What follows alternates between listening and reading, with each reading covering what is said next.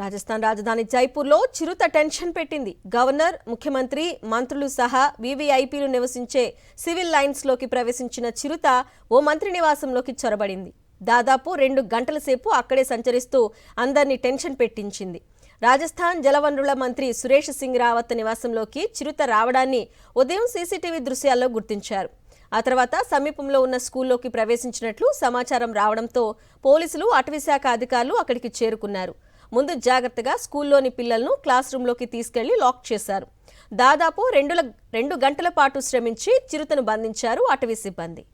రాజస్థాన్ రాజధాని జైపూర్లో చిరుత టెన్షన్ పెట్టింది. గవర్నర్, ముఖ్యమంత్రి, మంత్రులు సహా వీవీఐపీలు నివసించే సివిల్ లైన్స్లోకి ప్రవేశించిన చిరుత ఓ మంత్రి నివాసంలోకి చొరబడింది. దాదాపు 2 గంటల సేపు అక్కడే సంచరిస్తూ అందరినీ టెన్షన్ పెట్టించింది. రాజస్థాన్ జలవనరుల మంత్రి సురేష్ సింగ్ రావత్ నివాసంలోకి చిరుత రావడాన్ని ఉదయం సీసీటీవీ దృశ్యాల్లో గుర్తించారు. ఆ తర్వాత సమీపంలో ఉన్న స్కూల్లోకి ప్రవేశించినట్లు సమాచారం రావడంతో పోలీసులు, అటవీశాఖ అధికారులు అక్కడికి చేరుకున్నారు. ముందు జాగ్రత్తగా స్కూల్లోని పిల్లలను క్లాస్ రూమ్లోకి తీసుకెళ్లి లాక్ చేశారు. దాదాపు 2 గంటల పాటు శ్రమించి చిరుతను బంధించారు అటవీ సిబ్బంది.